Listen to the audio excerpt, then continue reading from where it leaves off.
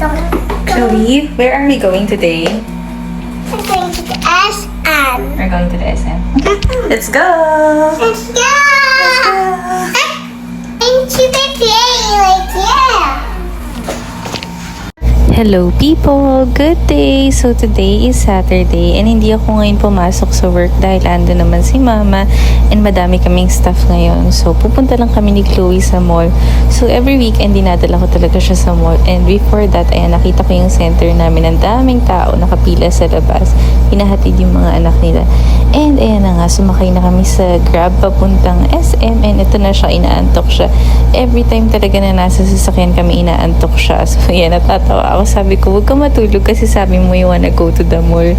Tapos ngayon inaantok ka. And anyway, ayan na nga, papunta na kami sa SM and ito na, andito na kami sa kahabaan ng Commonwealth. So, kung taga Fairview ka din, familiar ka dito sa Commonwealth, of course, sikat na sikat to dahil laging traffic talaga dito. Pero anyway, malapit lang naman kami sa SM Fairview, mga 10 to 15 minutes drive lang and ando na tayo kapag walang traffic. So, ayan, andito na nga kami sa mall. Medyo inaantok pa rin siya. Pero nung nakita niya yung mga kainan, sabi niya hindi na daw siya inaantok and hungry na daw siya. And dito kami lagi kumakain sa Kenny Rogers. Favorite ko dito kasi favorite din ng lola ko dito. So, ayan, gutom na siya kasi hindi kami nakapag-breakfast and kumain lang kami. And then after nun, binilan ko naman siya ng toy. Kasi binibilan ko talaga siya ng toy every time na andito kami sa mall. Pero yung mga pinakamura lang naman yung binibili ko sa kanya. Yung mga maliit na toy na mumurahin lang. So, yun yung binibili ko sa kanya every time na nagpapabili siya ng toy dito sa mall. So, ayan, papakita ko sa inyo kung ano yung binili niya. Yan yung mga binibili namin every weekend. Yung mga squishy toy, yung mga may texture na toy na parang surprise toy. And ayan, happy na siya sa ganyan. And then after niya, naghanap lang din ako ng mga shirt na pwede kong bilhin para sa kanya. So tumitingin ako dito sa department store kasi naka-sale sila ngayon. So 50% off yung ibang shirt nila.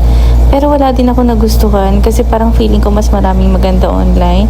And then ito na nga, pumunta na kami sa indoor playground. Sabi ko sa kanya, dadalhin ko siya dito today. So today, nakadalawang indoor playground kami. Mamaya makikita nyo kung saan kami nagpunta. So una dito kami nagpunta sa Siram. And then mamaya lilipat kami ng ibang indoor playground naman. So ayan, excited na siya. Halos kami lang din yung unang pumasok dito kasi wala pa masyadong bata. Super aga pa niyan. And ayan, hinayaan ko lang muna siya maglaro at mag-enjoy dito. Medyo luma na yung indoor playground na to. Kaya I don't think babalik pa ako dito next time. Hindi ko siya nagustuhan. Pero hindi ko kasi nakita yung loob niya agad. Nakita ko lang yung labas. Akala ko maganda. So ayan yung itsura niya. Pero medyo luma na siya. And ang dami ng sira-sira na